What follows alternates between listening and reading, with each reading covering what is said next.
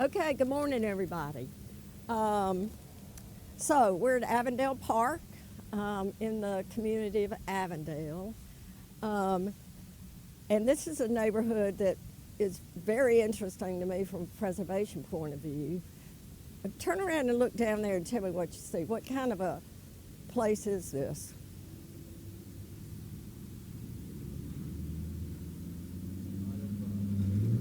Commercial buildings that kind of look a lot more 20th century than 21st century. Yeah, for sure. So it's a historic district, right? So they're not going to be 21st century. But what do you mean when you say that? Be a little more specific. He says a lot of commercial buildings that look 20th century. What do you think you mean by that? Or at least from right here, the two things I can see the most clearly, without too much obstruction, are two kind of brick buildings who look like they just had age built upon them on the sides. They just look a little more worn Okay. than a normal. Yeah, kind of like some of these that look like that the vinyl right Yeah. there. I mean, that rock looks a lot newer. Yeah. So, yeah, for sure, our 20th century commercial district. Here with parks in the district.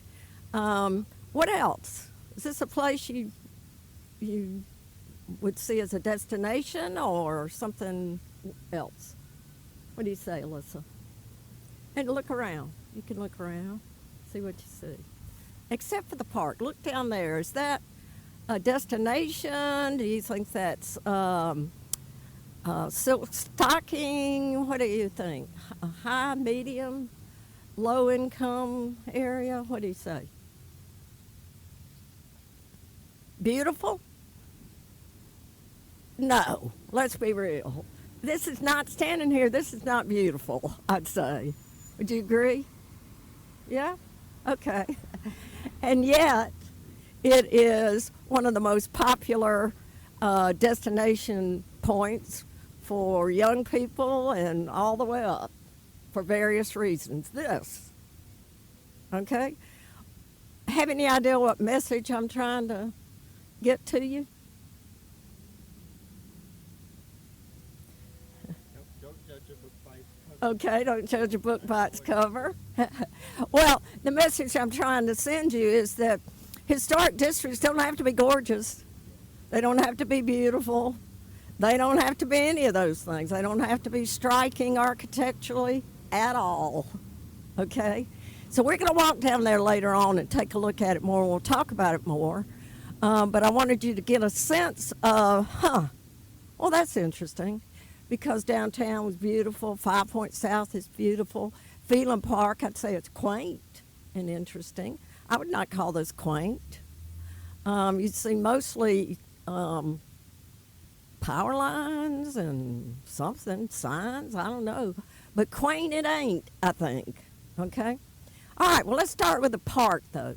So Avondale was a neighborhood that developed in the 1920s and earlier, 1910s, even a little bit earlier than that. This side developed, there's the railroad tracks down there on the other side of those last red lights. On this side was developed for white people, and on the other side is developed for black people. It's on this side where all the extreme gentrification has taken place over the last 15 years, okay? Not on the other side. It has not enjoyed anything like that. It is not, its values have not come up, on and on and on. But this side, oh, you better believe it. 15, 20 years ago, you could have bought one of these mini bungalows in this neighborhood. It's a pretty big neighborhood for $40,000, $30,000, $50,000. Now you're paying $3 and $4 and $5 and $600,000 for the same 2 or 3 bedroom bungalow. That's called gentrification. Okay, so at some point, these neighborhoods, many of which we're going to see in this half of the class, become very blighted, including Avondale. Definitely Avondale. And you had people moving to the suburbs, sponsored by the federal government, remember, with interstates and What year FH. about this is the 1960s? 70s, Okay. 60s, 70s, Yeah, yeah, through the 90s, I'd say. But 70s, 60s, 70s, 80s, big time. And so they're leaving with the federal government subsidizing it through interstates and FHA housing, moving to the suburbs. And if that didn't incentivize you, racism may have, white flight. At any rate, pretty planned exodus from the city on the part of the federal government and developers. Why are they doing it if not to draw people out of the city to new suburbs? And so they do, and leave this neighborhood and many others in every city in the country to rot and ruin, basically. And so the property values tank. That allows people with much less income to come in and usually rent, sometimes buy. If they bought, they're in good shape. The majority that had to rent are not in good shape, right? Because as Sam said, when 40 years later, the suburbanites decide to come back into the downtowns, well, they can buy them for a song, and then they're going to renovate them, so on and so forth, so on and so forth. And the renters can no longer afford that rent, and they're the majority, right? So the people that have suffered through the 4 and 5 decades of blight and ruin are priced out of the neighborhood, right? And middle, upper middle class come in. So if you've got a dilapidated property, what do you want to happen to it? We want it to gain value. You want it to get renovated. And the more it renovates, the more the value of it's going up. You want that, right? And at the same time, with our structure, especially in the United States, capitalism being almost the only driver, then it is by definition going to price the people out who are much poorer and less to pay. And they're going to have to go somewhere else. The thing is, though, that there are tools that cities know about and can use to slow that, to slow it down and give the neighborhood a chance to do it more slowly and accommodate more of the people who were there. There are things that can be done. Capitalism doesn't like those things. Capitalism wants, so be it, you know. Now, the African Americans or minorities who were here and could buy, they're in just as good a shape as the white people, right? But it's much the minority of people. It's not happening at all on the other side of the railroad. So this is such a great example of gentrification here, absolutely. Well, one of the things that spurred on the gentrification in the first place was this park, for sure. That would make sense, right? One of the first things that did what? That Spurred the gentrification. I'm sorry, and if I've got my back to you, come around and listen to me, you know, so I won't have to do all the thinking. So I don't need to be speaking to your back. I mean, my back, right?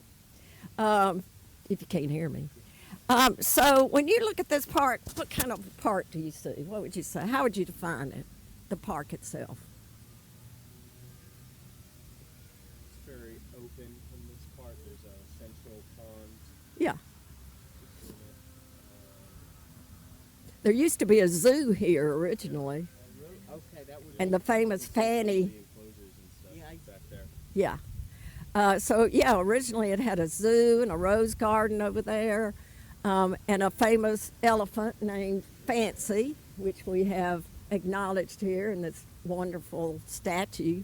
And apparently the lore is, and of course we know you can always believe lore, is that Fancy developed a bit of a taste for alcohol because there were a lot of alcohol around here, bars and such, and so it was, so they say, you could see Fancy on any given day a little bit tipsy sometimes.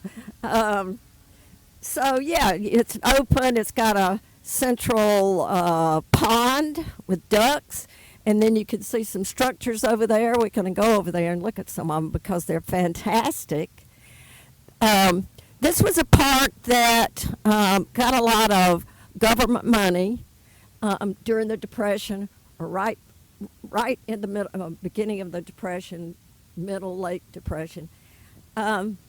It's unclear to me still if it was WPA money, if it was New Deal money, or if it was money that came a little bit earlier than that. I'm not sure. A lot of people say WPA, and other things I've read said it wasn't WPA money.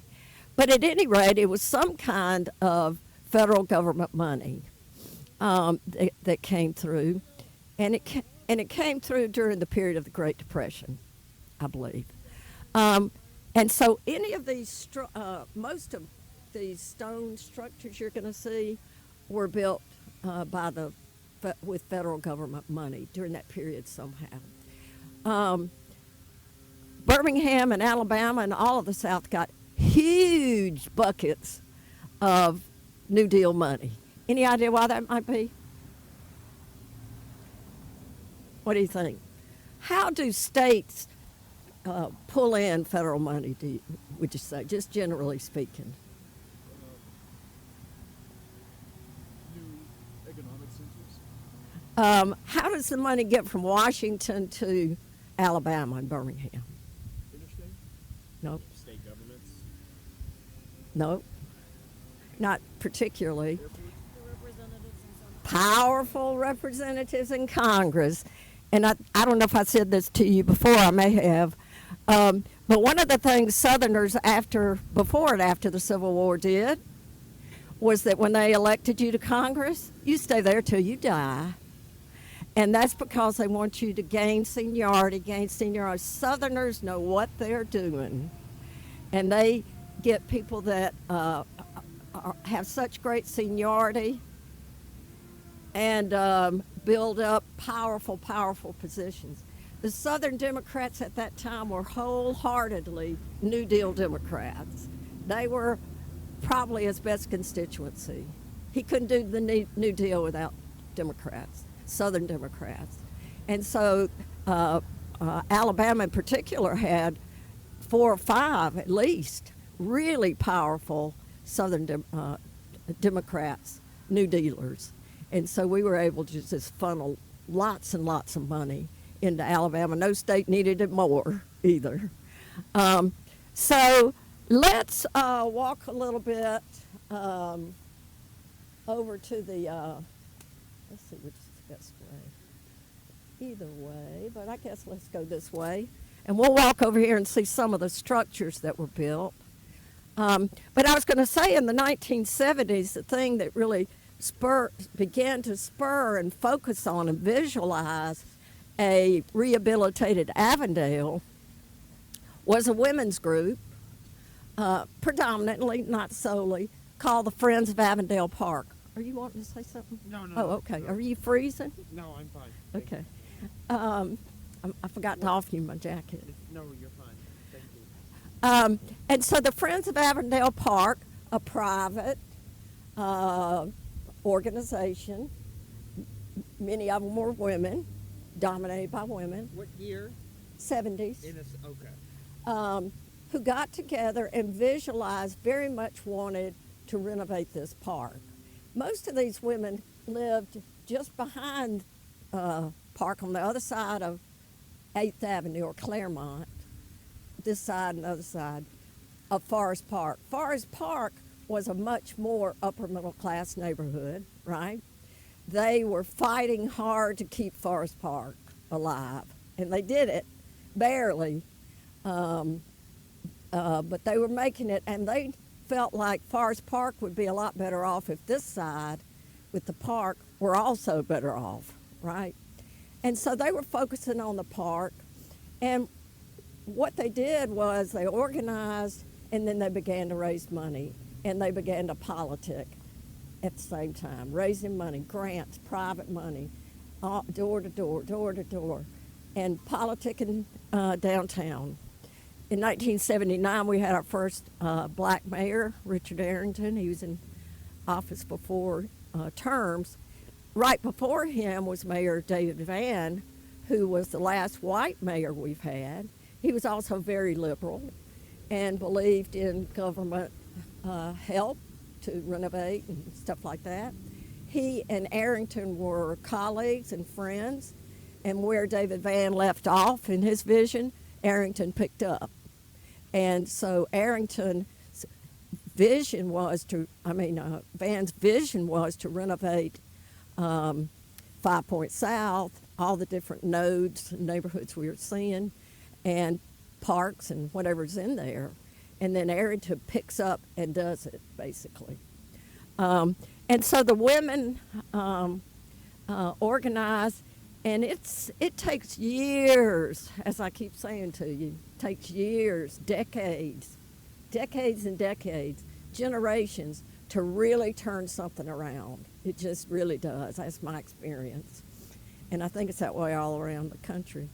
And so their first goal was to do a public-private partnership, the private monies they've raised, and then they want the city to put its money into it. And that was the deal, just like in Phelan Park. Do you remember that? And so it was in the 1990s, but more in the early 2000s when it starts to happen. It finally starts happening.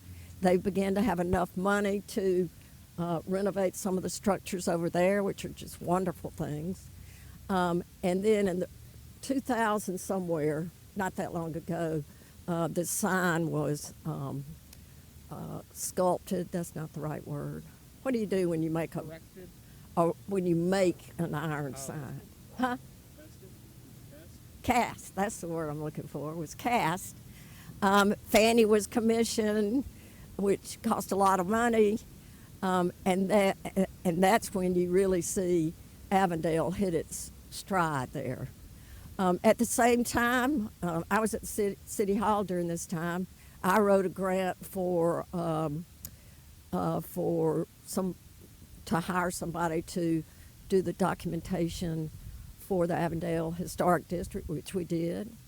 And that brings tax advantages and other things if they want to take advantage of them. And so things have begun to happen. Why do you think Avondale is a popular place, let's say, for UAB students?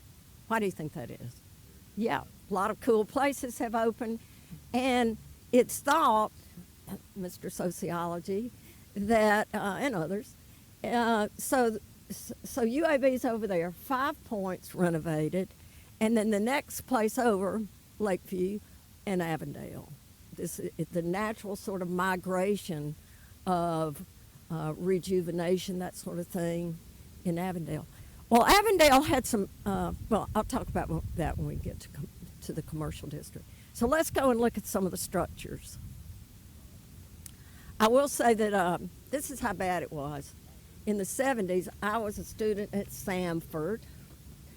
My father was a professor there, so I had to go to Samford, which was a good school.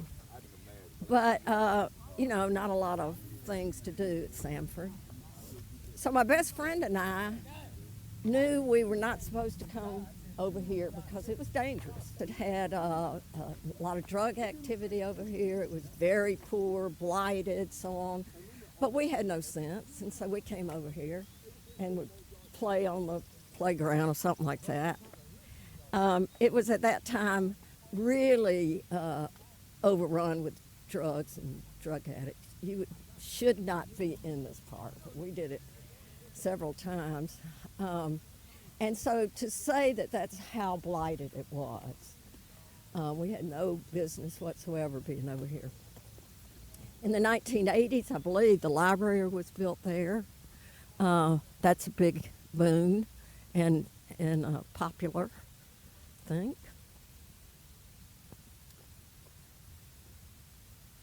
That's the old rose garden, and it's still a rose garden. Okay, so this is one of the early stone structures built in here. And A lot of times when you see WPA or New Deal or that era, structures built in public places, they don't build on private places, they build in public places. It's going to be this cut stone around here. You know the little bridge that goes from Homewood to across to Vestavia? You know where Brooklyn Mall is? There's a bridge if you're on 31 and you're going to Vestavia that goes over there, over Lakeshore. That bridge was built by the WPA. The stones just like this. Lots and lots of places. Was this built by the WPA? Yeah, Okay. or the government. Yeah. Yeah, government money's not totally. But yeah, it's wonderful. But when I was coming over here in the 70s and even much later than that, it was totally overgrown. You would never have been able to use it, nor would you want to, I think. So the city of Birmingham and the Friends of Avondale Park got together and put money into it, cleaned it up, renovated these structures, put up that lattice work, renovated it, did some different things to it. And it's a really popular place. It's fabulous to come to, and they have outdoor concerts. They have drag shows, they have all kinds of stuff out here. And so it's a lot of fun in the spring and the fall, whatever. Okay, let's walk that way.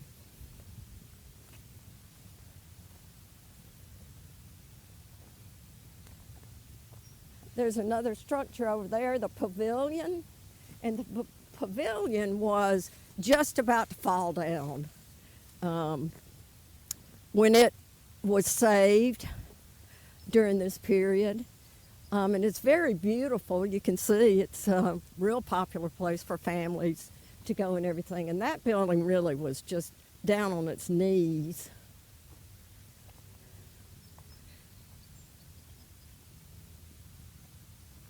Some more of the cut stone structure. Is this from the 30s as well? Yeah, when you see that, Yeah. it's a good tip-off. Oh, the limestone is it? Huh? The 1930s limestone was popular in the 1930s. It's not limestone. These are Yeah, cut what's it stone. called? Cut stone. Yeah, cut stone, and then that's concrete. Okay. Yeah. But yeah, limestone was popular, but that's not it.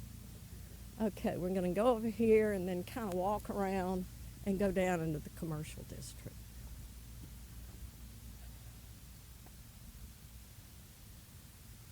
And this park, lots of days, is real busy with all kinds of stuff going on. Of course, these parks were segregated, right? Blacks paying for it but couldn't go. And one of the things that happened to it, of course, was after desegregation, whites in this neighborhood didn't want to be in a park with black people. And so, good morning.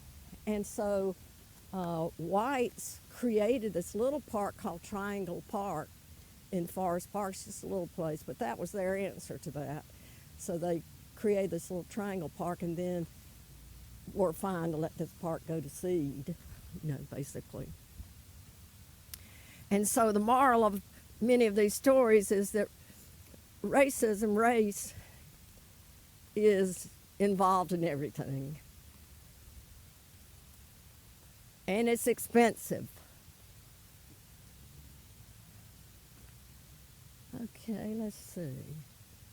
We'll just go right up through here. Avondale School is right over there. And it has gotten, in the last 20 years, got a brand new big addition and a lot of renovation. And it's pretty mixed now.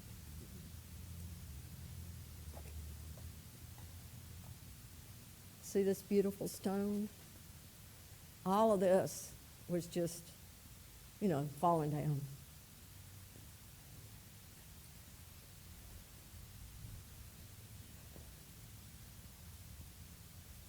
Birmingham really has a good reputation in the world of historic preservation for a saving. Maybe they didn't intend to, but nobody wanted to come by them.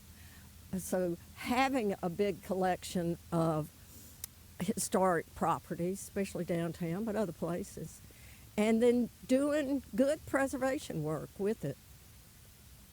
Okay, I want to look at some of these houses and what's happened over here.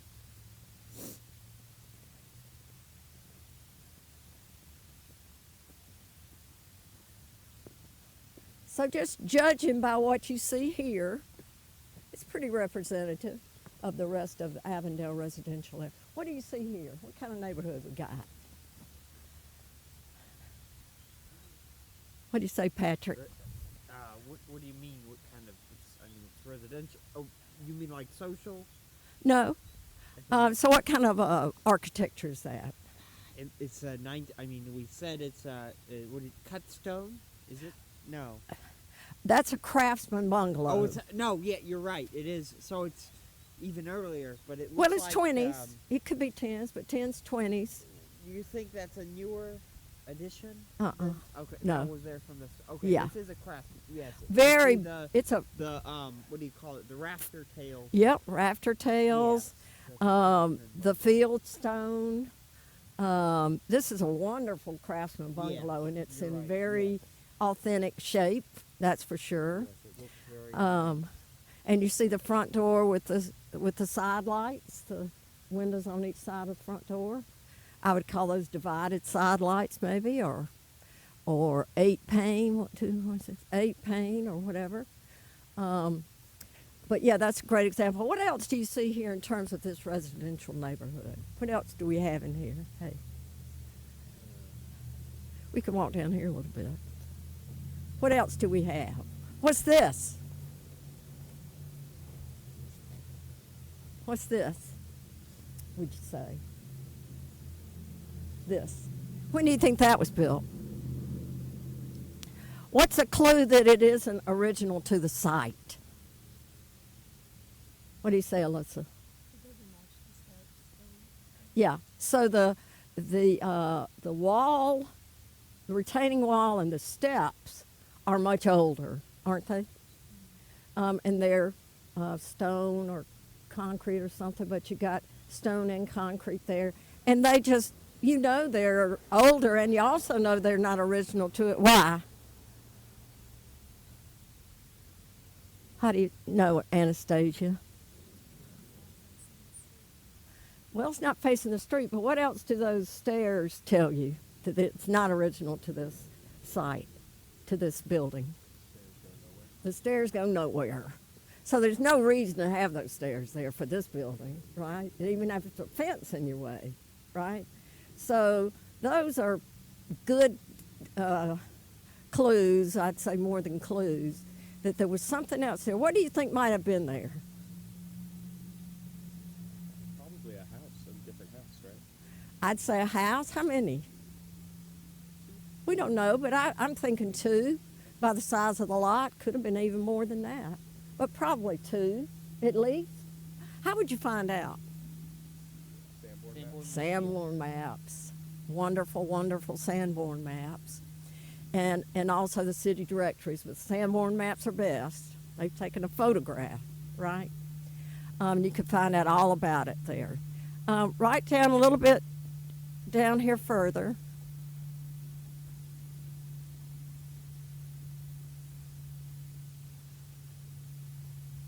And so obviously this is multi-housing of some sort, not single family.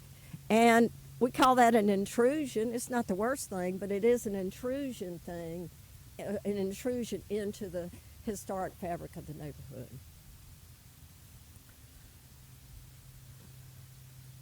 So you can see, I just wanted you to glimpse down here the other types of residential architecture that are prominent and common in Avondale.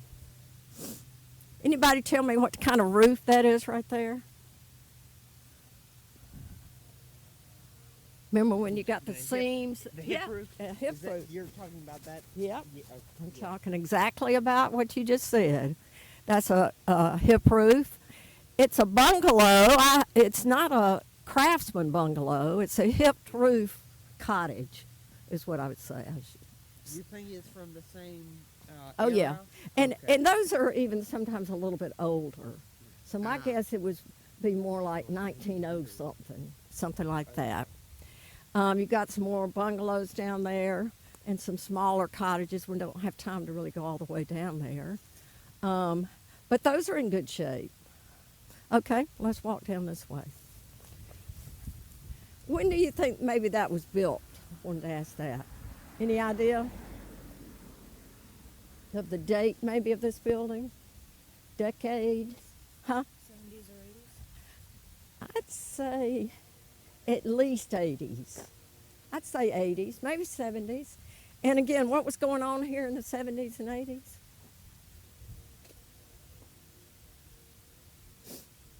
Nothing good, right? The neighborhood was deteriorating fast. And so that was probably a blessing, a godsend to the neighborhood in a lot of ways. And then you've got another Victorian era cottage here. See how asymmetrical it is? Yes. Yeah, And it now has it's all been kind of turned different into- angles. And now it's been turned into a Baha'i Yeah, faith or uh-huh, right. um, But the church. structure is the structure same, is- yeah. Yes. Tell me what renovations have taken place that you can tell on this house. Huh? Windows. Windows for sure. Yep. Yeah, I think it's some kind of siding. What else? Anything? I think there's an addition or something maybe over here, or maybe that bay right there was enclosed and had been open. That's be my guess, maybe. You see this bay I'm talking about here that extends from the porch? I'll bet you it was open until it was enclosed. And that piece over there may have been an addition. That's my guess. Sanborns would show you that. Other than that, it still retains its bones, right? It still reads as a Victorian era cottage. The lines of it, the hipped roof, the gables, the gable on the side, those are all very Victorian era cottage things. You could read those easily. The porch. What about this? Well, it's an awful ugly 70s, 80s apartment building, right? Nothing good's happening here. So it's cheap. You can make some money off of it. Does it fit in? No, not really. Doesn't fit in at all. It's not the worst thing I ever saw, but it doesn't fit at all. They did use some pretty good materials because it's still there. And then obviously, what is this structure? It's a church. How do you know? Cross. A cross? What if you didn't have the cross? Would it still look like a church? I wouldn't know what denomination it is, Yeah, you definitely wouldn't know that. but I could tell it was a religious building. You would think it was a religious building. Something about the building, even without the cross, I think, tells your brain, your eye right away that this is a church. Got to be a church. Pointed arches. The pointed arches, it which is speaks- Gothic. Yeah. Well, Uh, it looks like It's a very Tudory. yeah. Yeah.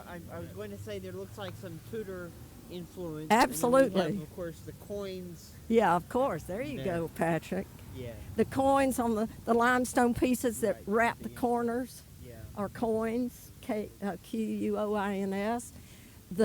Definitely the Gothic elements on the front. Yeah. Tudor. Gothic is just the highest Oh, style they of they Tudor. even have the pointed arch windows on the side. Yeah, yeah. Wow. Exactly. So this is very much highly stylized Tudor with Gothic influence is what I would say. This church is interesting from another point of view too, which is that it was Bull Connor's church. Y'all know who Bull Connor is? Yeah. Yeah. I, And I hope he prayed that to be forgiven about the hoses, but anyway. I don't I know. don't know if he did or not. So Anyway. So Bull Connor's earlier church was in West End, right across the street from Arlington Mansion, Antebellum Mansion. And that church now is a African American congregation, which tickles me no end, right? Oh, this My, one is a. The one in West End. Ah, okay. This is So, where Red Mountain Community School is now. Oh, It's really? So I go there every week. Oh, no to kidding. Teach a class. Oh, there Yeah, you so I'm gonna go. see if they know about that. Oh, I bet not. Some of you So I had students one time in a public history class, I guess. I had maybe 4 churches that had transitioned from one thing to another in some way. This has always been a church. But it transitioned definitely from an all-white upper middle class church to a mixed congregation, which it is now. And so that's a transition. And you can tell the denomination, it says so up there, doesn't it? Avondale something. Anyway, we know it's a Christian Church of the It's a South. Methodist of the church. South. Yeah, it's a Methodist church. Bull Connor was a Methodist. George Wallace was a Methodist. Well, Yeah, it is a Methodist church. well, that's African. And you can see the big wing over there, also Tudor. But I had students one time do that project on different churches, and I specifically wanted somebody to do this one because I wanted to know more about who Bull Connor was in the church. Well, he was real active in the church. They found all kind of bulletins with his name, and he was a Sunday school teacher, and he was this, and he was that, and all kinds of stuff. So it's interesting, and it also illuminates this person who's, a symbol of bad stuff. I don't know if it made him any better or not, but we know he had other parts of his life. That's really what I'm saying. That he was, like most Southerners, involved in the church, most Southern office holders, and he was very active and raised money and this and that and the other.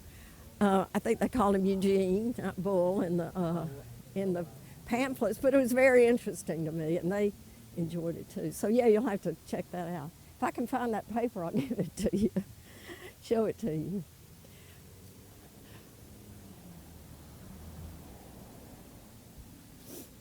Okay, we got more 70s apartments, and then on either side we have mainly Victorian era cottages.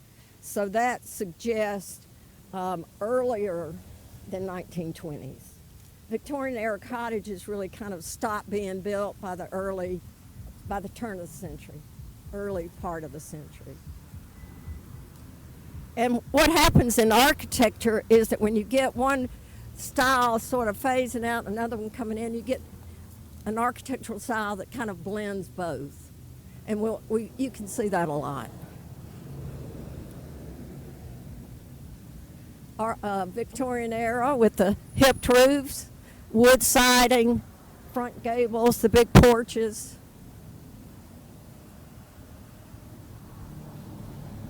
And same with these. What about this one?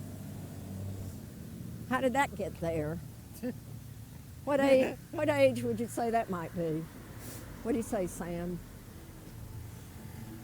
Just guessing. I don't expect you to be an expert. 40s, 50s? I'd say 80s, 70s, you- 60s.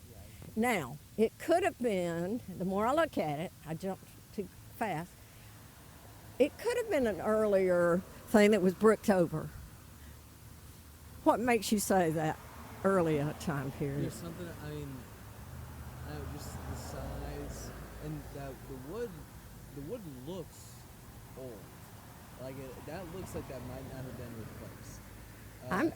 I'm thinking the wood is much younger, but it's got that hip roof that suggests earlier to me. So if I were documenting it, I would say that it looks like. But see, you can't tell because it's completely bricked over, and has a lot of much newer renovations, the windows and everything else. So you really can't tell, and that's the problem in history, that you can't tell. Except that roof gives you a little hint. So that's the way I would put it if I were writing that. Okay, let's keep going.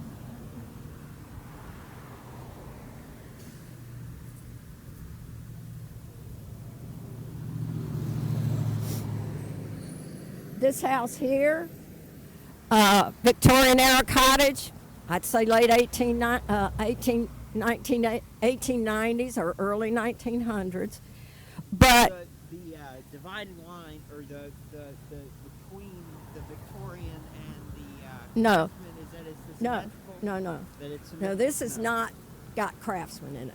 Okay. Yeah, I would not see any craftsman in Okay. that. Maybe that one That a one little is bit. Craftsman. Okay. No, it's No. still a Victorian cottage, but it's got some Victorian. Okay.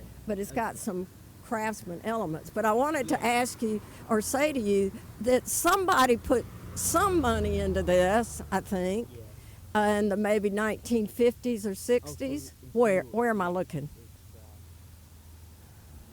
The wrought iron. Yeah, the wrought iron. That's a big. There is no wrought iron until the 50s, 40s, 50s, 60s. They love wrought iron. I like wrought iron too. But when you see that, especially on a obviously older building, somebody's put some investment in that, right? And look at the rock wall again. Helps you to know that it's old. Okay? The building next to it, I want to talk about a little bit because we're still dealing with a Victorian era cottage, but we're headed toward craftsman somehow. But see the front gable? See the front gable there and also the smaller gable? You see those shingles that are rounded? Those are very typical of Victorian era cottages, and they're called fish scale shingles. That they look like fish scale shingles. So whenever you see that, you're looking at Victorian era cottage, probably, okay? Unless it was built, 10 years ago and looks it, because it'll be falling down in 10 years.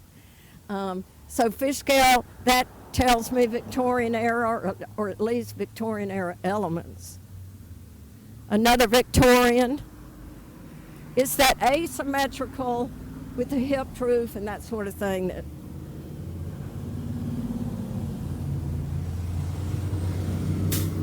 and Victorian era cottages are usually an L shape. See that? What is an L shape? The Victorian era cottages. Yes. Most of them are L shaped. Okay. See that one? Many of them down there. So they have a front bay that juts out and then a porch that, or the rest of the house is back. Does that make sense? Craftsman doesn't do really that.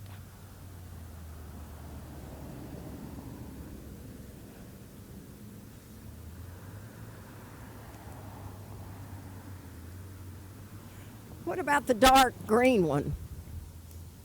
What do you say, Patrick? I'm a little. What do you say the style of that is? Of this one? The dark green. Okay. Well, it looks. Let me look. This looks kind of. I'd say either it's Craftsman or Victorian. Now that newer edition, that looks to be. I don't see a newer edition. Is that iron wrought? No. Okay. But what tells you that's Craftsman? The one thing on there. The rafter tail. The rafter tails. That's what So it it's tells cra- me. Okay. Yeah. The rafter tails are a real signal for Craftsman. Then you've got. Yeah, it's much more symmetrical. Yeah. They like gable roofs. Those are side gables, but they're still gables. And then you've got another hipped roof, Victorian cottage that needs some work. And then you've got to start with the commercial. So let's walk down there. What time is it? 10:32. Okay. We're going to go just a little bit down on the commercial so I can talk a little bit now. That's a nice building.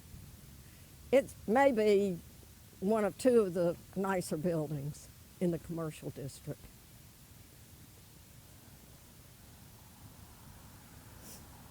It says established 2000. Huh. Well, that building looks like it was built long before that, doesn't it? This one? Yeah, where it says It does established look- 2000. It looks older. Well, it is older. Why do they say established 2000? That's when the Okay, business that's was when the- yeah. established. So you have to watch that. With churches, oftentimes it'll say organized 1802. Yeah. But you know the building you're looking at is not 1802. Organized 1802 congregation. Okay, it's, early on you go, and you'll repeat it, and people say, "What does it look like?" Well, that's not 1802. Okay. Munchies. Anybody ever been to Munchies? I went to it when it was a gas station. Uh-huh. But not since it's been built. Yeah, it's been jazzed up. Yeah. So Munchies was here in the 70s. Okay, another, it just is, and it fit right in, I guess I'd say, and it was very unattractive. 70s gas station with things you could buy to eat, and just in the last, I don't know, 5 years, have they done some work on it. Again, I had students interview him one time. The owner. And we were curious as to why he didn't do something to keep up with the revitalization going on here. Well, he didn't for another 10 years at least. But then he did this.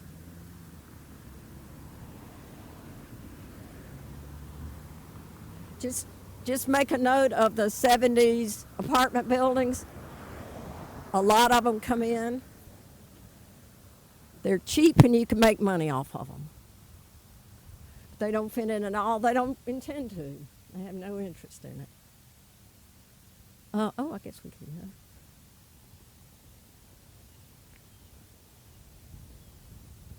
We won't stay long, I promise.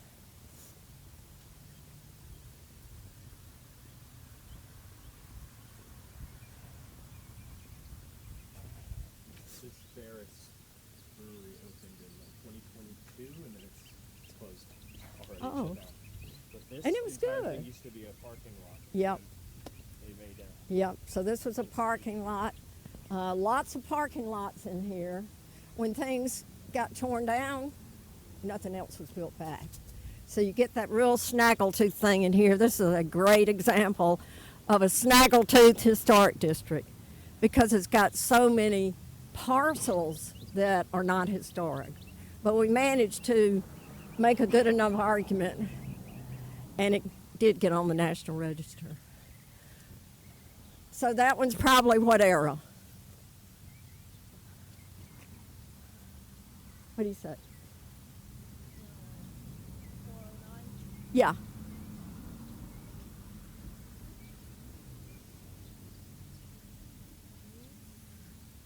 It's very much 60s, something like that. Those aluminum, everything about it is 60s, I'd say. The aluminum storefront, When did they start using cinder blocks on things? 40s, 50s. Okay. Yeah. Or cinder blocks on the side of that. I knew they did. Okay. Really early. Yeah, 40s, 50s, you see a lot.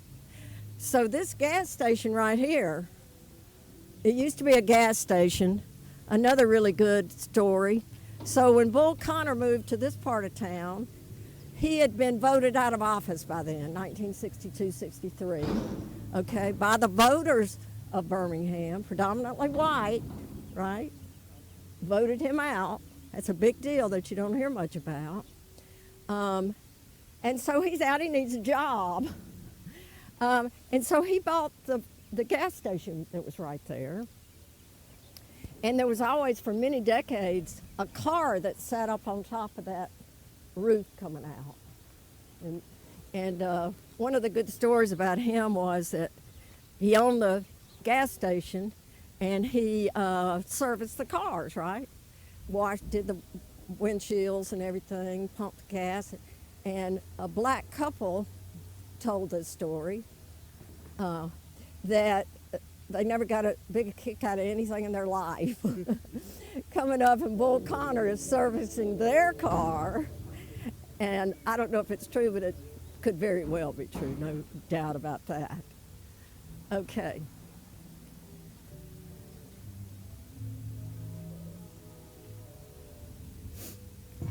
This is a brand new building, just in the last few years, which is, does it look like the historic, are they trying to fit in?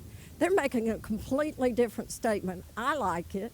They're not trying to be anything except different, and they are definitely keeping up with the modern vibe, right? That's what they're doing, which I like because it kind of tells you the evolution of the commercial district too, and they did a good job as well. It's just very modern, right?